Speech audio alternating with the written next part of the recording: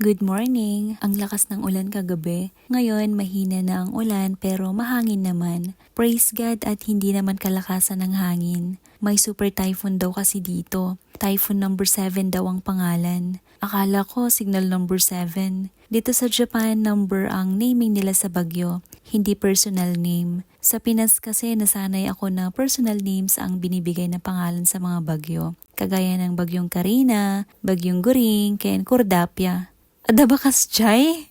Kapag ganitong maulan, ano kaya ang masarap na pwedeng lutuin? Dito Pinas, agarbis lang, agpablad nga dagos ti balatong. Asahan mo lalo sa probinsya, halos pare-pareho ng ulam pag tag-ulan. Bulalo ko napay no kadilastog nga karubam ng bulalatong met nga kapadpadam.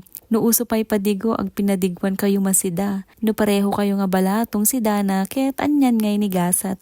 Padigo ang tawag ng Ilocano sa magsishare ka ng ulam sa kapitbahay. Hindi na ata uso ngayon yun. No napigsapay titudo, pinagtitiliw ti karagday ta. Ay tokak ko nakuma, forgive me your honor. Pero may kumakain ng karag or bullfrog sa ibang mga lugar sa probinsya. Ay pakawanin, poisonous yun pero palakasan na lang yata ng guardian angel. Magkaiba kasi ang tukak sa karag ngem gaputa rich kid ka, haan mo amo ajay. Sa mga nan-Ilocano, tukak po is palaka. Karag is palaka din, so bahala na kayo sa buhay nyo. Basta ang tukak ay nakakain. Ang lasa is parang isda na parang manok. Ang karag naman ay bullfrog, ang lasa ay parang St. Peter ta makapapiste ta kabsat. Kokak minsan tawag namin tapno social basit. Kaslangay aso, aw kunana, ngem numyaw kunana kit palaman ti siopaw dayjay chas. The best na ulam yung kokak, lalo no libre. Kapag tag-ulan, maraming nagbebenta ng palaka sa mga highway. Yung iba may balat pa, yung iba naman binalatan na nila. Ayun, dahil nga pinagpapablad ng balatong, nag-defrost muna ako ng pangsahog. Karne ng baboy yan, tira ko nung nagluto ako ng nilaga. At ito lang pala ang mga available na gulay sa fridge. Talong, ampalaya, Japanese spinach at kamatis. Mga tira-tirang gulay. Parang pinakbet na kalalabasan nito chas! Ako kasi kung anong available na gulay, yun ang nilalagay ko. Meron pa nga palang cabbage pero hindi ko na nilagay at marami naman ito. Big question kung okay ba ihalo sakali yung cabbage. Masubukan nga sa susunod. At kung pangit ang lasa, nandyan naman ang asawa ko taga-ubos. Abangan kakabsat! Kalahati na lang pala yung isang talong. Tinanggal ko yung sira na part. May uod siya. First time ko maka-encounter na may uod ang talong dito. Hindi ko nalang pinakita at baka mapagalitan ako ni Lolo Meta. Ilang araw na pala yung ampalaya kaya nilagay ko na lang din. Madalas, ginigisa lang namin ito tapos nilalagyan ng itlog. Kapag nagluluto pala ako noon, hindi ko na pinipiga. Sayang kasi yung mawawalang nutrients. Healthy pa man din. Yung iba ata pinipiga para raw hindi mapait. Kaya pag may friend kang bitter, pigain mo sa leeg. Chos! Siguro, depende na sa luto. Mas masarap pa sana kung dahon ng ampalaya ang ihahalo sa balatong. Alam nyo ba, kapag nasa probinsya, hindi mo kailangang bilhin ng mga ganitong gulay.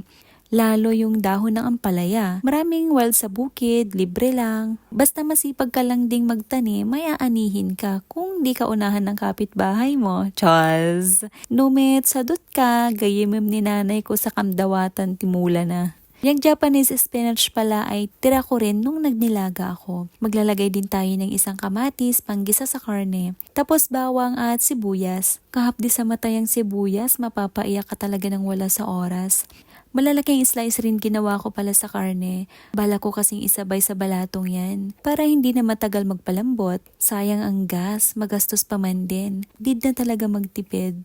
Maliban dyan, iniisip ko rin baka kasi biglang magising si baby. Sa totoo lang, ang hirap kumilos kapag karga ko si Yuna. Nandun din yung fear na baka matalsikan siya ng mainit habang nagluluto ako. Hindi pa man din may iwasan yun, lalo kapag nagigisa. Maraming tumatalsik na mantika. Mahapdi yun, for sure doble ang sakit kung kay baby tumama. But then, magising man siya, need pa rin magluto habang karga siya. Ayoko naman siyang iwang mag-isa sa sala, umaakyat na kasi siya. Ayaw din naman niya makonfine sa walker or stroller. Ayaw niya rin sa playpen.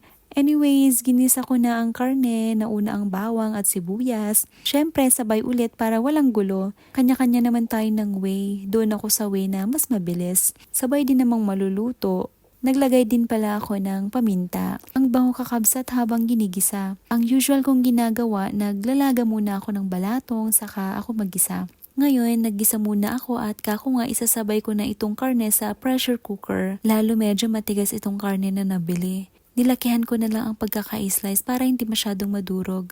Pero okay lang din naman siguro kung madurog. Makakain pa rin naman kung sakali. Multitasking tayo habang nagigisa, naghuhugas din ng mga ginamit ko.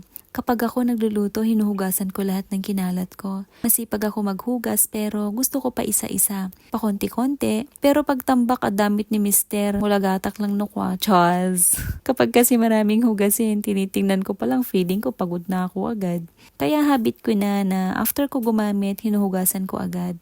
Free ka kasi kumilos kung wala masyadong kalat. Mas masarap din sa mata. Ang pinakamalinis din dapat na bahagi ng bahay is kusina. Syempre, nandyan yung pagkain, dyan ka nagluluto, nandyan mga ginagamit pang kain and everything. Mayat may rin ako naghuhugas ng kamay, konting kibot, hugas. Basta ganun kapag nagluluto ako, kahit anong mahawakan ko hugas agad. Good habit naman yon lalo at may baby. Sabi nila baka ka numapas maimak lalo ta napudot agluto. So far, hindi pa naman pasmado. Praise God! Napakabuti talaga ng Panginoon.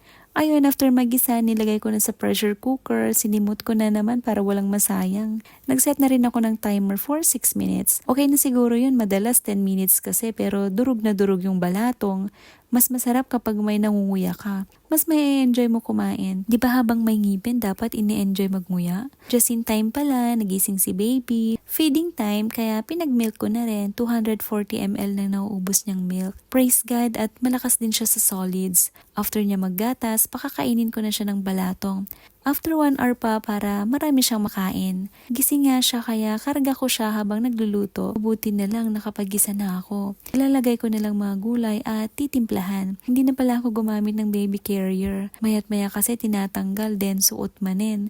Makapaladot nga eh. Diyos lang. Ayan, inuna ko na palang ilagay yung talong at ampalaya. Nung lumambot na yung ampalaya at talong, saka ko nilagay yung Japanese spinach. Patis pala ang pinantimpla ko dyan, kakabsat. Na-edit out ata, biglang nawala eh. Anyways, yun lang for today's video. Ariga, thanks for watching!